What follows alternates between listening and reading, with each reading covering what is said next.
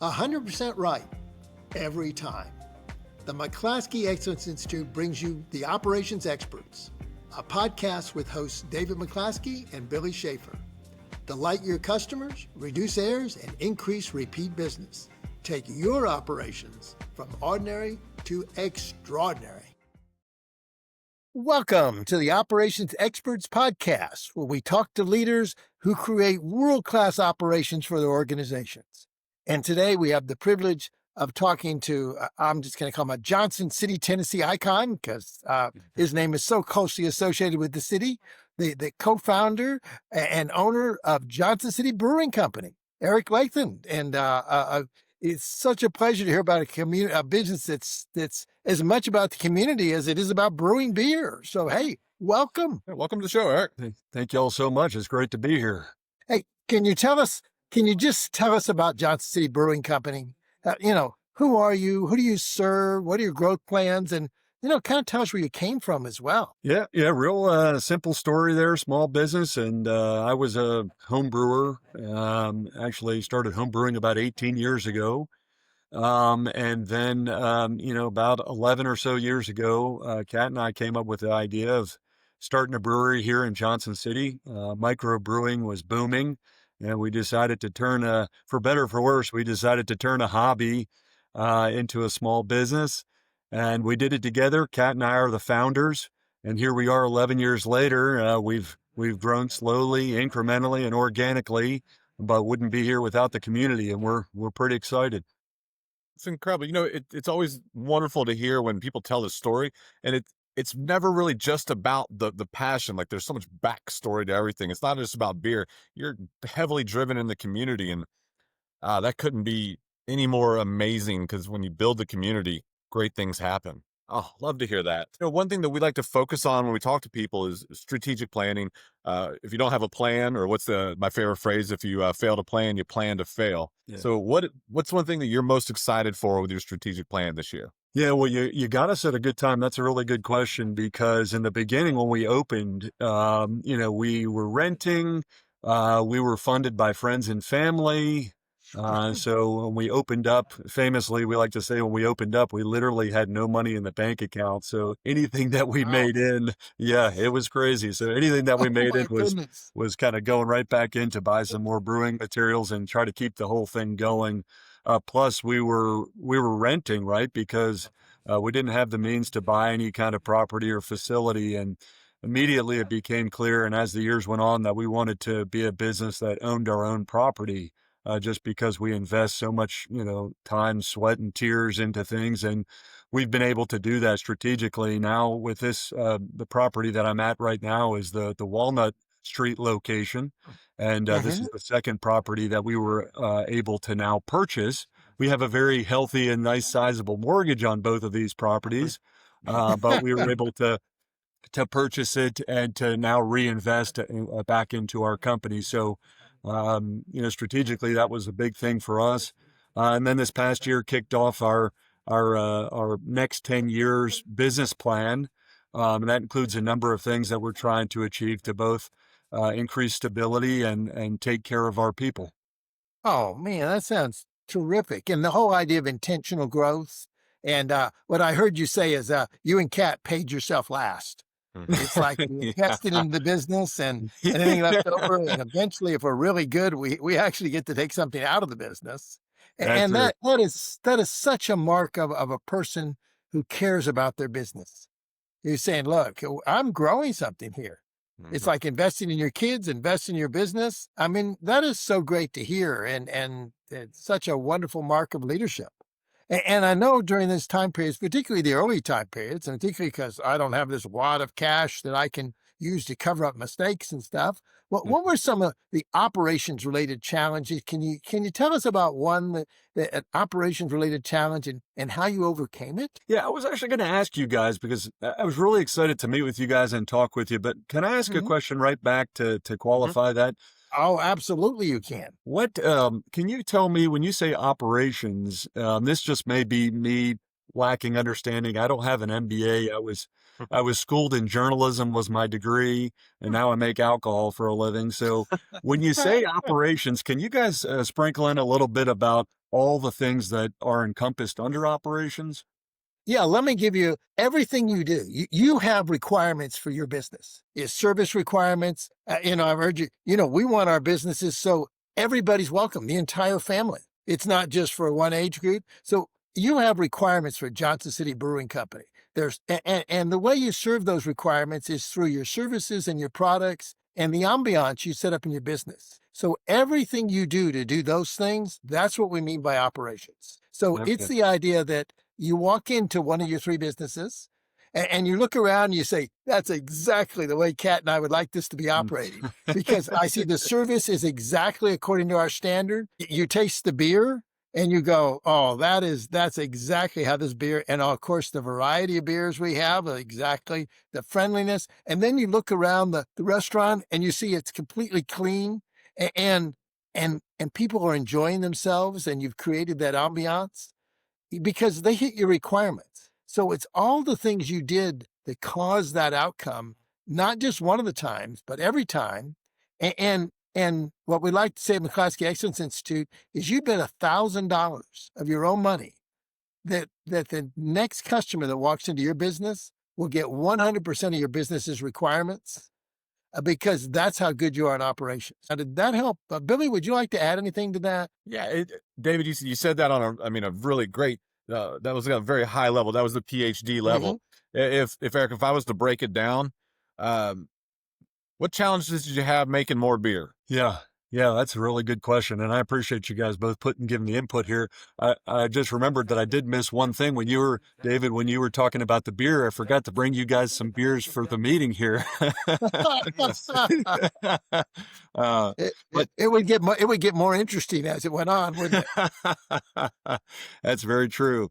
Well, when I think about your questions and your comments there are two things that pop in our mind is that for our operations and our business, two very important things to us are our people, our staff, and then our equipment. And so Mhm. two big challenges that we've had over the years have been both retaining people, training people the right way, and educating them, not just on their jobs, but our Mhm. products and our services that we Right. offer. And then the second thing is the equipment side of thing is that, 18 years ago, I started homebrewing 5 gallons at a time, was just producing about 40 beers at a time.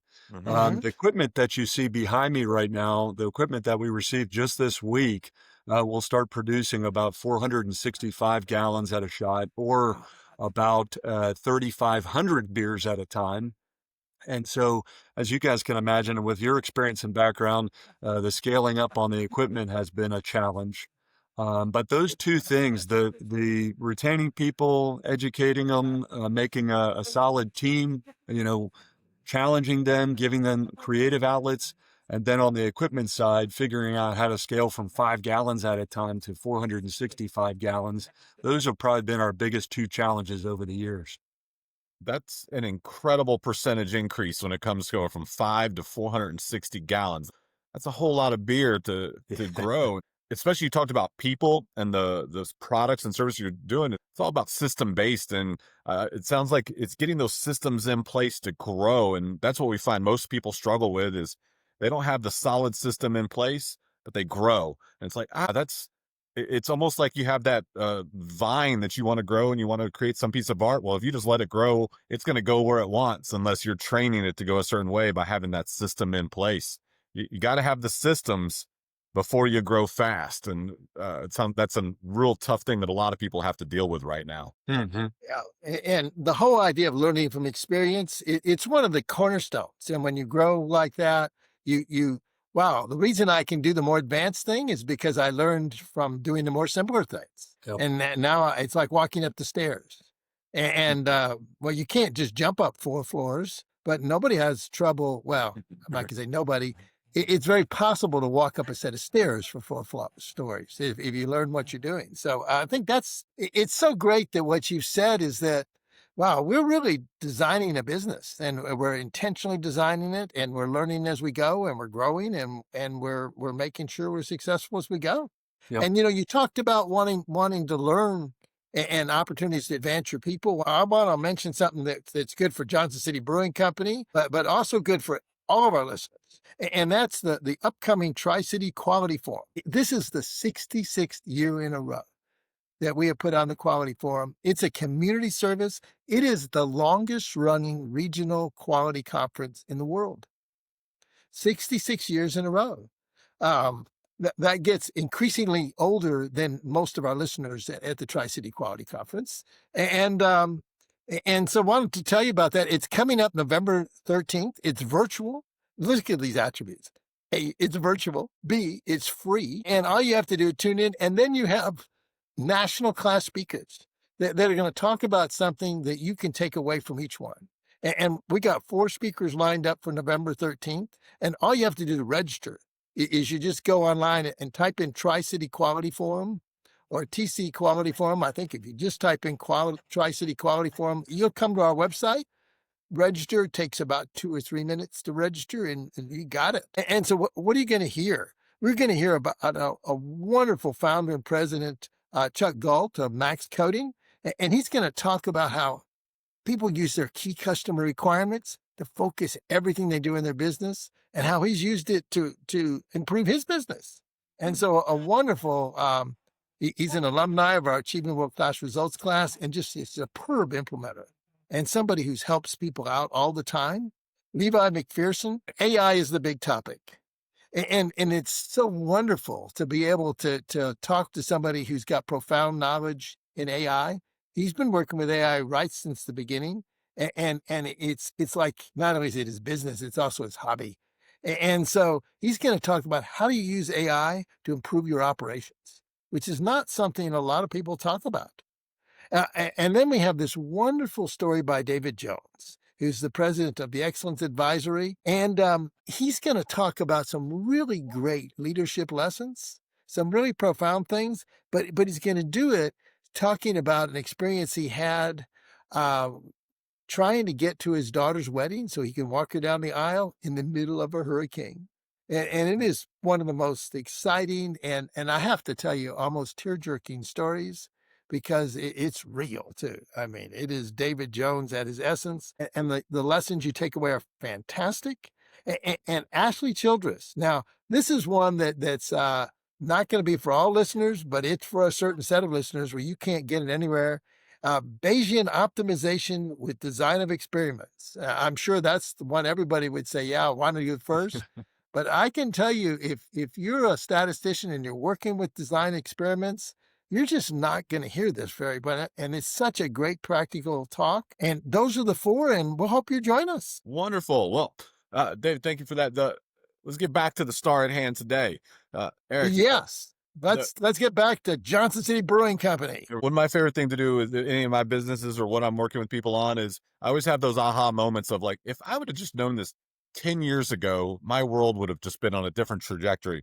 What's that thing you've learned now and over the past couple of years? You're like, if I would have known that in the beginning, why didn't I know that in the beginning? What's that bit of information you could share with everybody as they're growing? Well, yeah, there's probably a couple things, there's been a lot of breweries, or I should say home brewers over the past couple of decades that said, oh my goodness, I love making beer. I want to do this for a living. And a lot of them come to us and say the same thing and say, how'd you guys do it? And I say, well, the first thing is there's a difference between brewing and the business of brewing.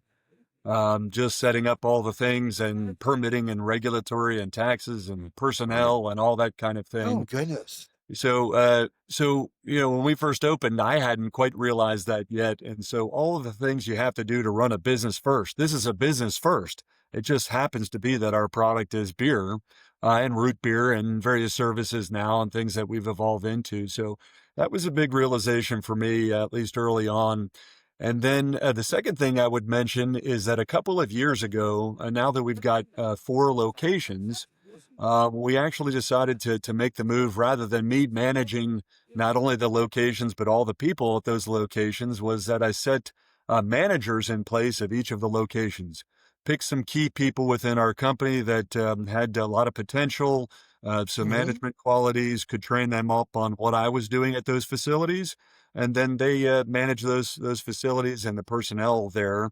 And they've done a fantastic job, and it's allowed me, rather than to working in the business all the time, to work on the business and to strategize and to build our plan. And so those were a couple of the big realizations over the years that were kind of aha moments for me and have really helped us move forward. Yeah, and this whole idea of transitioning from a hobby to a business, and I think you've so successfully have made that transition, and it's like you have to have two or three different skill sets to do that, and of course the passion. And I could see how excited you were when you talked about, oh, and we get to deal with government regulations and taxes and things like that. I could just see, wow, I can't wait to hear more about that. Um, so I mean, that's a great way to proceed forward on sustainable growth. And in this challenge and in this path, you've probably have made some investments that looked very promising. I mean, every business has. And then in retrospect, you said, "Well, what I learned is never do that again, Yeah. or never do that way again." Could you share one or two of those kind of things so our listeners could learn? And what would there have been anything that would have tipped you off to know that you shouldn't have done this investment? In hindsight. Oh my goodness, how long do we have here? Okay, just share one or 10. Yes, one or two will Yeah. do. Well, I Yeah, can we tell all you we all have that. we all have them, don't we? Yeah, yeah, and Kat and I will talk about this all the time. And Billy, you pointed out earlier, is that operations is a big term, I think, but at the end of the day, we boil it down to how do we make beer and how do we do it better?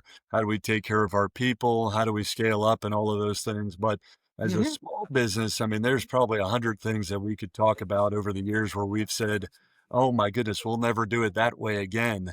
Um, but uh, but I can tell you that a lot of the small business has boiled down to, for us, is that if you're not willing to do pretty much anything and everything you can, the passion of it will get you so far, but anything and everything you can to keep this thing going, which is to say that, the beginning, Kat and I, it was she and I making it and serving it. She and I are the Yeah. founders, and now that we're up to so many employees and facilities, even some of our new employees just to think that we're the owners. And sometimes we have to have all hands meetings to retell that story and to let them know the story of our company, the culture of our See? company, what we do, I and why. But it's all the way from, on Saturday night when a restaurant down the street says, "Quick," it's 10:30 at night and they need a couple of kegs of beer. If you're not willing to do that, mhm. you might not last as a business. Mhm. All the way to having some really hard conversations, both with our shareholders and with our staff, and even with customers. Mhm. Those hard conversations are never fun to have, but you got to have those, and they happen from time to time. And that's Yeah. just the reality of owning and running a business.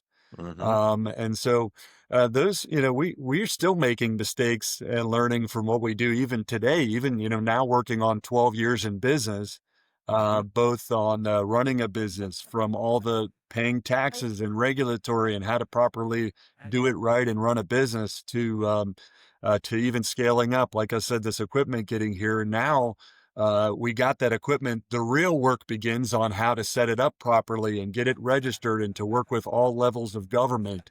And so I'm sure there's going to be some mistakes along the way, but we have learned a lot along the way. And we're lucky to have the shareholders we do, the staff that we do, the best staff around, and just excited about the next 10 years and how we can do it. And I wanted to ask you all a question here, from folks that have run operations and have done this for a long time. Sometimes we get into a microcosm when we're working on our business here. Knowing what I've talked about and what you guys know about our business, do you see any kind of things that we could do better to grow our business, or to do it any better?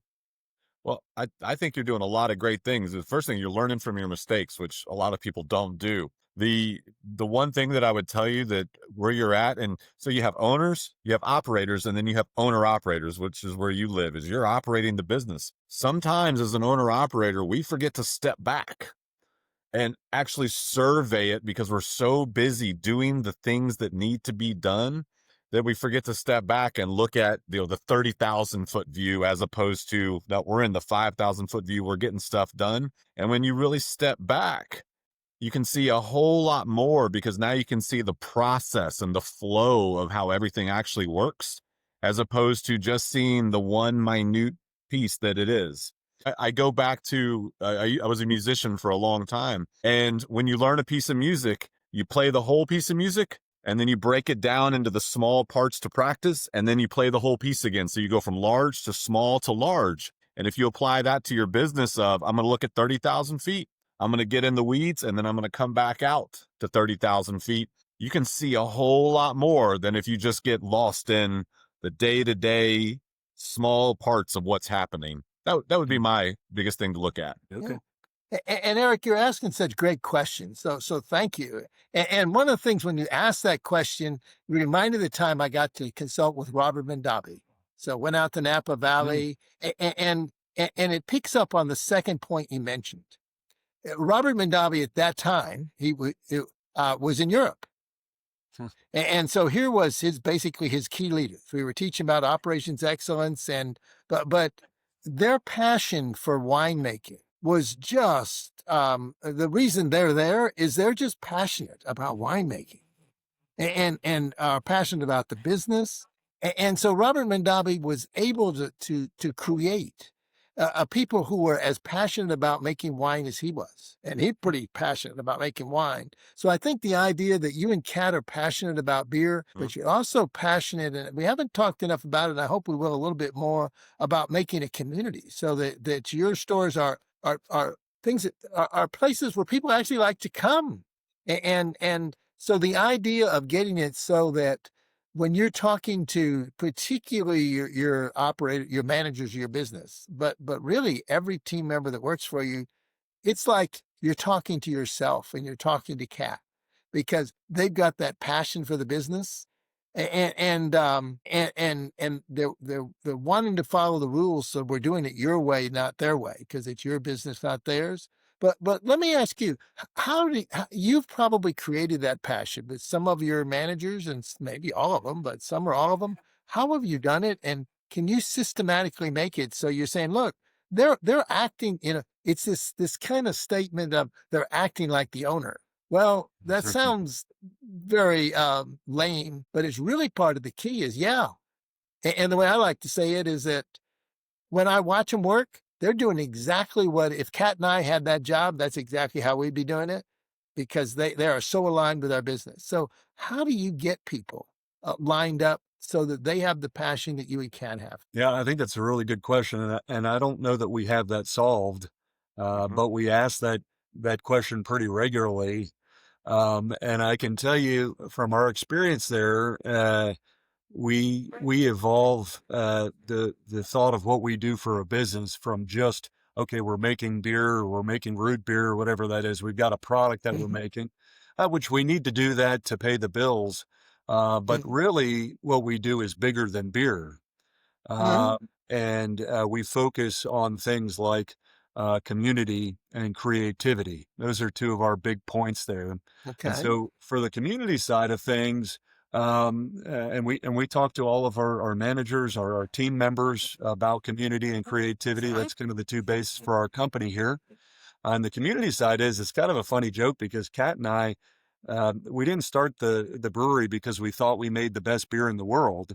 We like to make better and better products and focus on the quality of things. But we started the company because we like the idea of getting people together and having a place that is welcoming to all kinds of people. And it really harkens back, if you like history at all, harkens back all the way to the Egyptians and the Sumerians. It goes back a couple of millennia ago. And these guys were fermenting and they were making these kind of porridge beers, but essentially they found out it was kind of a funny joke. They said, hey, they made this kind of sugary soup and they put it out to cool overnight, and this wild yeast jumped in there and it started fermenting. And the next morning they woke up and this thing is, it's bubbling along here. And they said, here, taste this thing. And they said, ooh, that tastes pretty good. And it was early on fermentation. And that's some of where it all began. But more importantly, what that did was, over a couple of a millennia now, we have been getting together to have a beverage. We humans have been getting together to have a beverage, to either tell a funny story, or even to talk about serious issues, political, cultural issues, and even some would argue even forming nations over having a beverage. And so that was very interesting to us. And so that kind of culture, trying to translate that to our team and say, it's not just about the beer, it's about making a place, and they're part of that. And they're part of that community. And that's really where the foundation of our company. Well, so I have a question for you. You talk a lot about this community and how, and it's amazing how you're bringing everybody together. In your beer production, how do you get to that quality of beer and just that wants to get people from first time to regulars? How do you get them to cross that line of, I'm going to try out Johnson City, to I'm going to Johnson City? Yeah, that's a really good question. There's a guy who started a brewery in California. It's a brewery called Firestone Walker. And I remember meeting him at a meeting, and he said, well, in the beer world, and I'm guessing this probably applies to a lot of types of businesses, but, it was quality, consistency, and availability. And so in our production side of things, we're always looking at that. And early on, just to be honest with you, when we first opened up, and it was me and Kat, the only ones making it and serving it and working it, in 24 hours a day. And at that point, our two daughters were, 1.5 and just born. So we were trying to run a small business on our own. And also trying to raise our girls. Some of the early on products were not that good. It was a very humbling experience. And so we released some products, and they weren't that good. And sometimes when people come in, they say, it's a nice beer that you made. And I said, trust me, we've made a lot of bad beers over the years. But slowly put in processes, OPs, and kind of quality control, and say, how do we use the best ingredients we can for the quality, doing it at the same time every time, and recording it for consistency purposes. And then availability, and that kind of ties into the scaling up of things, is that we really run three businesses. We've got a manufacturing business, we've got a wholesaling business to the restaurants and tap rooms, and then we have our retail business that goes through our tap rooms. And so trying to make sure that those products are available and on a consistent basis. That's incredible. I mean, that's really getting it down to the customer level. That's just a beautiful thing. And, I loved you talk about in the beginning, you wanted to get those products and services right, but they weren't. And one thing that we have within our organization is our Achieving World-Class Results course. And it's for everybody that in that beginning, when they know they should be getting things 100% right, but they still see mistakes, unhappy customers, fewer repeat buyers. But here at McClaskey Excellence, we actually believe that the best customers come back when you are just consistently delivering those ideas.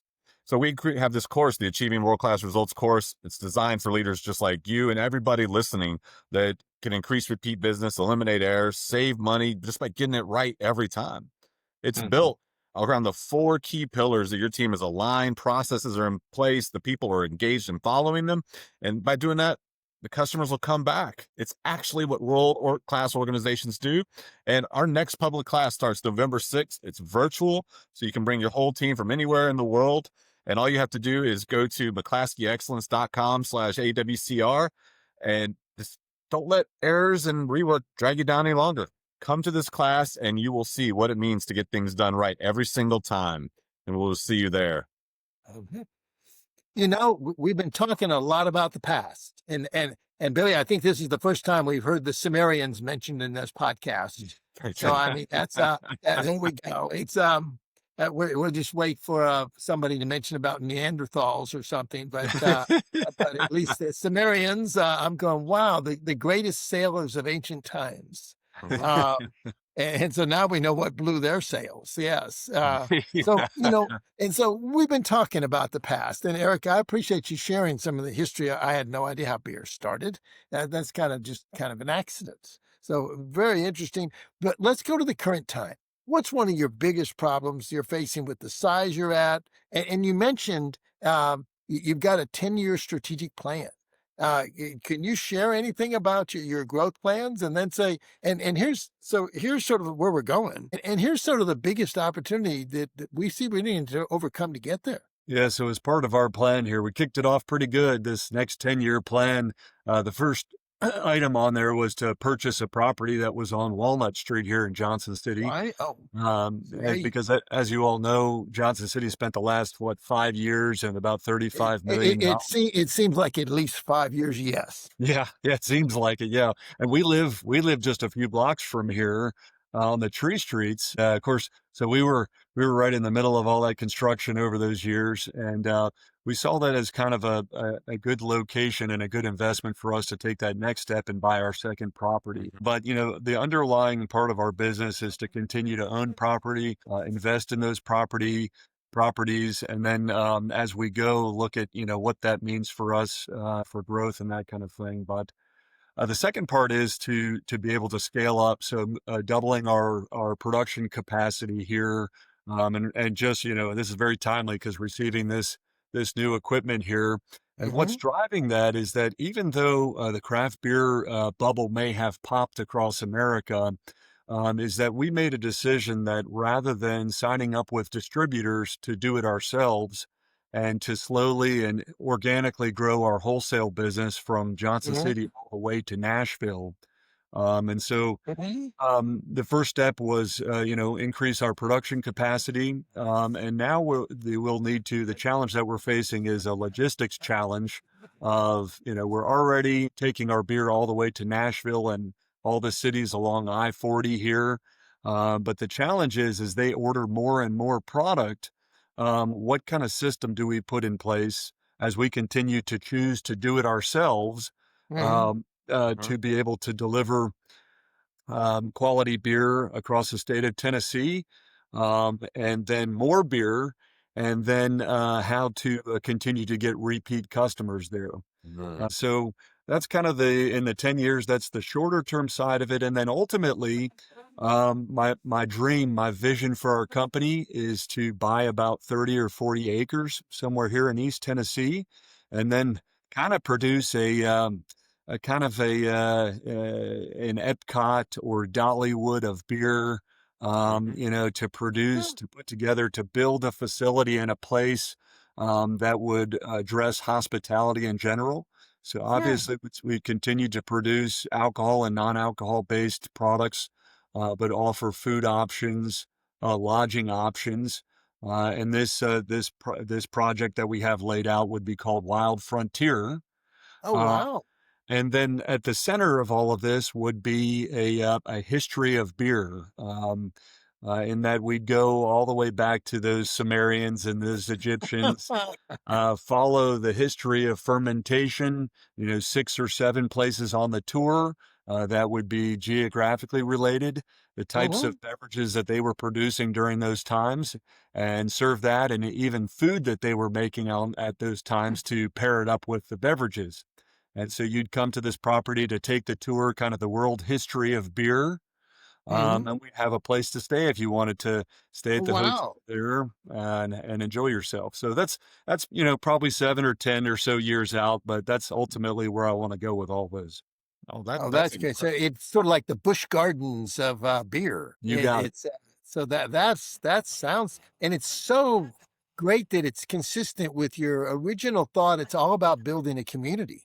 Yes. Beer is facilitating the building of the community, not necessarily the object. It's a means to an end as opposed to the end, it sounds like. So that's terrific. Yes. Well, Thank you. Eric, you've had a couple great questions for us so far. Part of at this point in the show, we always like to ask, hey, what's one question? I know you have a lot there, but is there any other questions you'd like to ask us that we can help you with, as from the operations expert side? Yeah.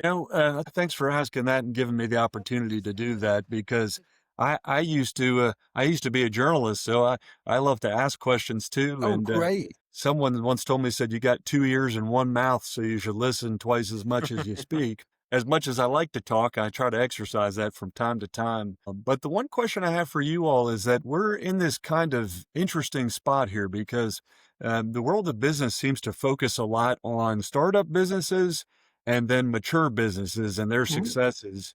And Yeah, here we are, we just celebrating 11 years and working on 12 years. And right. we're a little bit in this kind of purgatory of business. We are up to 16 employees, probably going to add several more going into the new year, especially as we try to address these challenges. So my question to you all is a company that's at our level with time and experience and kind of coming along here, kind of middle between the startups and the ones that have been around for a while. What are some of the biggest challenges that you see companies that are kind of middle of the road that we are here, and then what are some of the solutions that they come up with in addressing these challenges? Mhm. Oh, that's a fantastic question. And it's as you asked the question, you brought to mind one of my mentors was a leader named Sherman Hubbard, and one of his favorite phrases is that don't tell me what you're going to do, tell me what you're going to do with what you got.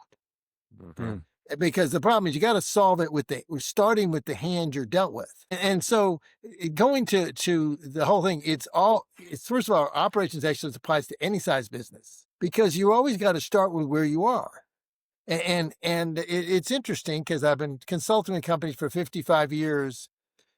If you talk to leaders, sometimes the conversation easily drifts this way. It's so much easier for those guys. They're smaller, they're bigger, they're this, they're that, than me because I have these challenges and these are the ones that are really the insurmountable stuff. As opposed to the kind of the truth is that it's equally difficult for every business. Starting from the entrepreneurs, you've got the problem of I love the way you said it. We got to have quality and availability, and in our business, that's what we need to have the beer. It needs to be made right. It needs to be available, and we mhm, need to get it where it needs to go. And that's like 100%, 110% of all the resources you and Kat had to get that to happen. But now you just said something very significant. You now got 16 employees. That's a wonderful significance to our community. And now it's notice the problems are how do I hire employees? How do I motivate them? How do I get them to have the same passion the business we have? So I think the idea is that what is the current challenge you have? And here's you always have to start with where you're at. And then this is how I'm going to solve it. And one of the ways we find is there's almost no new business problems in reality. So once you've identified that problem that you currently have and that you've got to solve with the resources you currently have, who's already solved that problem from a similar situation? And a lot of times, if you go seek those out, not only would they love to talk to you because you're just such a wonderful person to talk with. huh, Um, you can see those journalism skills, but probably it's always naturally Eric as well. Um, and ask, "Oh, how did you solve this?" And so that applies to every stage of the business. mhm, And even though some of them may be more to get more publicity, but it's solving the problem you have at hand with Mhm. the resources you have at hand. And operations excellence applies to every phase there is. Billy, what would you add? It's the same across the board, and that's what I think a lot of people need to understand is it doesn't matter how big you are or how small you are. I break it down into three things is as you're trying to grow, as you're trying to be more community focused. And let me say it this way, too often businesses think, "Oh, I just need to have my financial capital in place." But they also forget about people capital and mhm, process capital. Is do you have the process equity in place to operate at a high level? Do you have the people capital to be operate at the high level? And so often as people are growing or how they're trying to get impacting the community, they only focus on the financial capital. And if they're growing, they forget the people and the processes. Where small businesses, medium businesses, large businesses, the ones that do it great have that balance of financial capital, human capital and process capital when it really gets into this. It's such a balance across all those boards that it's the same for small, it's the same for medium, it's the same for gigantic. If you don't have all three of those things in place, it gets real tough real quick. And what's the biggest opportunity you're facing that you might like to ask us about more specifically? So here's a problem I'm solving. Do you all have anything you can do to help? Yeah, I think it's a question of, so the craft beer industry before COVID was really booming, and it was a time of bigger is better, and the more you can produce is better. And then what happened through COVID is that shifted because a lot of the regional breweries and bigger ones started bringing their beer back closer to home. So ones that were greatly distributed started contracting, and we haven't exactly rebounded. Our national association says that the one business model that is working in the craft beer world right now is a brew pub, which is basically selling most of what you make through your own tap room. But we are seeing something that, and maybe it's just because we're really small, is we're seeing huge opportunity to be able to grow our brand and take our products west of here, all the way across Tennessee. But we don't have a system. Our system is built on focusing on our three retail places, our three tap rooms, which is nice because that's more margins, and we'd like to do that. But there's opportunity that's missed, mainly not because we don't have good enough product. Our team is doing a really nice job at that, but we weren't really built for the logistics of taking our product further and further away. So there's business to be done there. We just haven't done that, so we don't have the experience, and I don't know exactly how to build that. I can really help you with, sometimes you don't have to figure it out. I know that sounds like a strange bit of advice. Somebody has already done this. Reach out to those people and benchmark those people. You're not the first brewery that has expanded past their market. And Tennessee has a lot of great people. It's reach out to them. And then it doesn't even have to be brewers. What other cold storage type items that you have to keep things cool have delivered and grown past? And who is logistical geniuses? Could you look at what UPS is doing with their logistics and learn something from them? It's look beyond just your own industry. But what it comes to is find somebody else who has already done it and copy it. I'm a firm believer in that. And I'll go back to the music world of, Mozart was a genius, but he copied people. And then Bach was a genius, but he copied Mozart. And then everybody has copied somebody else and then improved upon it. What that famous line is, I can only see further because I stood on the shoulders of giants who stood before me. Why do you feel like you need to stand on the ground, the giants around you, and be like, you've already done this. I'm going to learn what you did, and I'm going to now stand on top of your shoulders, and I'm going to see even further. No, that's very philosophical, but if you're talking about Sumerians, I'm going to get back to Mozart. So we're going to balance this a little bit. But hopefully that can help you understand is you don't have to start from scratch. Somebody else has already done a lot of legwork. What can you learn from them? Appreciate that. And that, Eric, you've asked such great questions, and this has been such a great conversation. I'm hoping that soon I'll be in one of your 3 locations. I didn't realize one of them was near your home. Living in the Tree Streets is a wonderful place to live. And hopefully we'll meet over a beer to continue the conversation. So that'll be fantastic. And so thank you. Thank you for sharing your wisdom, and thank you for sharing. Here's how I've grown a business, and I've grown it consistent with what we established the business. So it gets bigger. It's staying true to its course of it's about community and beer. And thank you for sharing what you're doing that and helping our listeners be better. Well, same to you guys. As thanks for having me here today. Thanks for sharing your wisdom and also what you do for businesses. Pleasure. And as always, to our listeners, thank you for tuning in. New episodes drop first and third Monday of every month. And just remember, make sure you register for the Tri-City Quality Forum and check out the Achieving World-Class Results class at McClaskeyExcellence.com/AWCR. We'll see you next time. Operations Experts was created by McClaskey Excellence Institute. Hosts were David McClaskey, president of McClaskey Excellence Institute, and Billy Schaefer, Vice President of McClaskey Excellence Institute. The podcast was produced and edited by Kate Craig of Kate Craig Consulting. New episodes drop the first and third Monday of every month on Apple Podcasts, Spotify, Audible, Amazon Music. Find us online at McClaskeyExcellence.com and register for our Achieving World-Class Results course to enable your organization to deliver exactly what you promised every time using extraordinary operations.